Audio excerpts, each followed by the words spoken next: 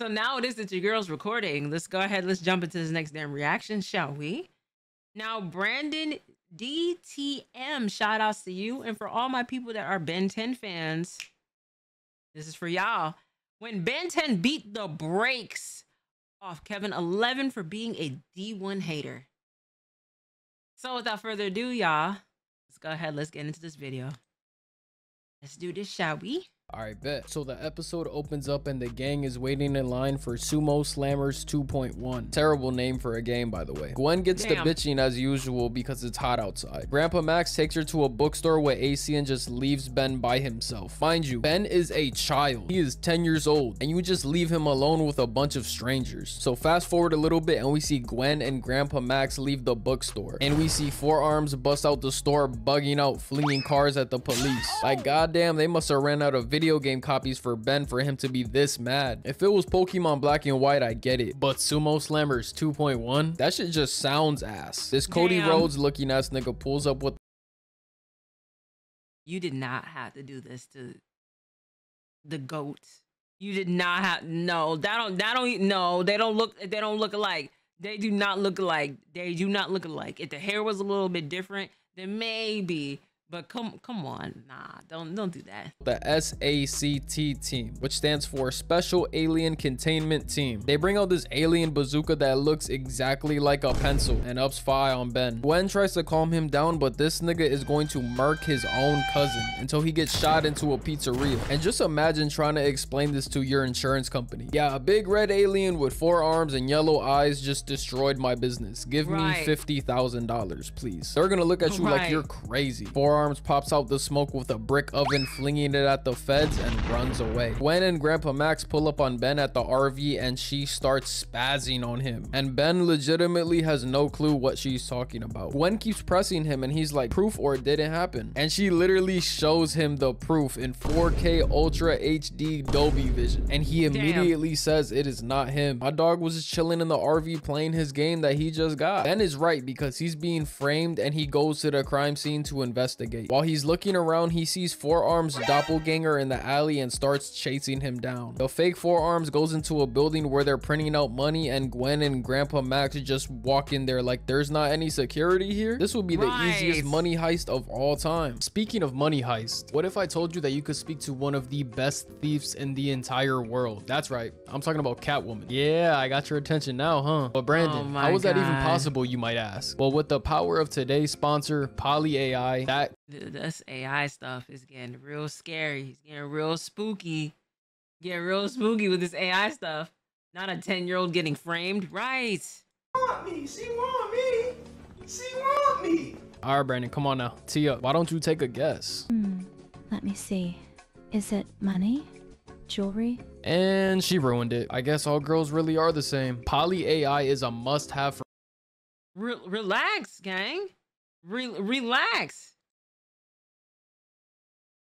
People have been wondering for years. So what are you waiting for? Be one of the millions of people to experience what Poly AI has to offer. You can download it for free with my link in the description down below, and make sure you use my code DTM88 to get access to Poly AI Plus. Join today and talk to your favorite characters about anything you want. Thank you again, Poly AI, for sponsoring this video. The camera cuts the heat blast attacking some security officers, and now Gwen is convinced that it's Ben because there's no way 2 of his aliens pop out and it's not him. Ben arrives and Gwen finally realizes that Ben was telling the truth. The imposter attacks Gwen, but Ben turns into Diamond Head and blocks the fire blast. After a little scuffle, it's finally revealed that it was Kevin the entire time framing Ben. And I ain't gonna lie, you could have figured this out earlier in the episode, bro, because when you first saw 4 Arms bust out the video game store, he didn't have the Omnitrix logo on his body like Ben usually does. So after their first battle, Kevin absorbed the aliens from the watch and can change into whatever alien he wants, but he can't stay human for long, so he blames Ben for turning him into more of a freak than he already was. He's trying to pull a reverse Flash and ruin this kid's life on some hater shit. The feds bust through the window and Kevin sneaks Ben and turns into Stinkfly and escapes. Cody Rhodes and the feds start surrounding Ben and he shoots some crystals at the guns, jamming them, causing an explosion. And my dog hits the dash on him. The only problem with that is that it's kind of hard to hide when you're a 7-foot walking green crystal. The feds put a laser on Ben and fires a shot off, and this This must have pissed Ben off because he dumps the clip on him and makes some big crystals to escape once again. That shit does not work and he gets cornered, but his timer is about to run out and Cody grabs the strap because he's about to up fire on him. So he dives off the ledge and plays the scared little kid role to get out of that situation. So everyone is chopping it up and Cody peeps Ben's watch and is suspicious, but he lets them leave. Everyone's back in the RV and Gwen shows Ben that Kevin has been wreaking havoc all over the country. And as they're talking, a bus that looks an awful lot like Upgrade zooms right past them. Ben tries to turn into Upgrade to have a my alien is better than yours contest with Kevin, but he ends up turning into Wild Mud instead. And I don't know how this happens. He must be slapping the watch and twisting his hand or something because it happens like all the time. Ben will be in a situation where he needs to use Stinkfly and he transforms into gray matter. It never fails, bro. Like, I get it's ha-has for the show, but I physically don't understand how this happens. So Ben starts chasing after Kevin and the feds peep and report it to the big boss. The worker on the cable cart tries to use the brakes to stop the cart, but Kevin is a little bastard and rips it out of the cart. Like, what kind of 11-year-old decides that he wants to murk a bunch of people for fun? Like, when I was 11, I was deciding which starter I was gonna pick for Pokemon Black and White. Shit was like a presidential election. I ended up going with Tepig because I was a fire type fiend, I ain't gonna lie, but that's besides the point. Ben catches up with the cart and Kevin tries to stab him. Like, god damn, this kid is evil. Ben manages to get into the cart and squares off with Kevin. Kevin ends up flinging a bench at him and that knocks him out, I guess, allowing him to turn into Stinkfly and fleeing the scene. So right now Ben is knocked out in this cable cart with a bunch of people who are about to go meet the Woo, but Grandpa Max, being the clutch player he is, pulls up to save Ben, telling him to attach the cart to the RV, and this man hits the brakes and shoots a torpedo into a building to save the day. The camera cuts to Max and Gwen linking up with Ben, and Cody and the feds up the poles on him, and he starts pressing Ben about the watch. That ain't no real AP, you got that from Shop Gold. I can see your wrist turning green. But in the middle of this interrogation, they get a call saying that a crystal alien is causing some trouble on the Golden Gate Bridge. So Cody Rhodes leaves Ben to go after Kevin. The feds pull up and Kevin shoots the helicopter, causing it to crash. But before it does, Cody Rhodes cuts the wire and has this superhero ass landing. Like, gang, you just fell from like 100 feet. Your knees should be shattered into a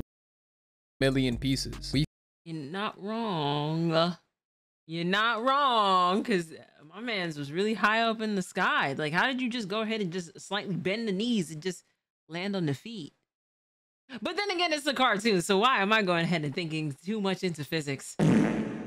We fast forward a little bit and we see Cody getting the brakes beat out of him. Bro's whole left side of his face looks crazy as hell. Kevin's about to go for the final blow, but Ben appears his forearms and we about to get a crazy matchup. This is like John Cena versus Batista. Kevin fires some crystals at Ben, but he uses his insane vertical to dodge, punching the taste out of Bro's mouth. But tell me why this clinically insane 11-year-old has this big ass smile on his face. The feds get the pencil gun bazooka thing out from earlier, but Cody tells them to only fire on his command. Ben hits this nigga with a 7-piece combo, just whooping his ass. Like, damn, the double fist was OD. He then picks up Kevin and hits him with a backbreaker, and Kevin is laid out and Ben goes for the final blow, but Kevin turns into heat blast, shooting Ben in the face. Kevin shoots fire at Ben again, but he just runs through it like Derrick Henry versus the Bills. He then slams on the bridge, causing Kevin to be launched in the air, but bro turns into Stinkfly to counter. He then slaps Ben, knocking him down. Kevin tries to spin the block, but he suddenly turns into a human, crashing into forearms like bro's a brick wall. Kevin's on the ground and Ben cocks his fist back and punches right next to his head, letting him know that if I really wanted to, I could have sent him downstairs with the red guy. Ben walks away and Kevin tells him, hey, hold up, I'm not done with you. But Ben claps back, talking about, but I'm done with you. You're not worth it. You never were. And this triggers Kevin so bad he turns into a Frankenstein looking combination of all of Ben's aliens. He charges at Ben, slamming him into the bridge and throws a left, but Ben blocks it. Kevin throws a right, but Ben blocks it too. Then Kevin hits the meanest uppercut I done ever seen, followed up with a 2-piece combo, literally punching him into the bridge. Like, god damn. He grabs Ben by his collar and flings him across like he's little bro, and Ben almost falls off the top of the bridge, but he manages to hold on. Kevin hating ass is stepping on his foot like Scar did Mufasa in Lion King, and tells him that he'll always fail because the good guys don't have the guts to finish off guys guys like him. But Cody Rhodes finally does something this episode and gives the green light for the feds to snipe Kevin, and he falls into the ocean, giving Ben the win here. Ben saves Cody from falling and the beef is squashed. They good now. I would say this is where it ends, but they do the classic main villain survives as the last scene, showing some air bubbles in the ocean, which means Kevin isn't dead. But that's a video for another day. That's the video, y'all. I hope you enjoyed. You know I had to drop another banger for y'all, man. We're on the road to 30,000 subscribers. I love y'all so much, man. Make sure y'all eat some water, drink some food, go take a shower, tell someone you love them, and I'm gonna catch y'all in the next one. Water, drink some food. Okay, that's an interesting way to end out a video. Eat some water and drink some food, yeah. But Brandon DTM, shout outs to you. Thank you so much for the video. Shout outs to y'all in the chat. Shout outs to you at home. I will catch y'all in the next video.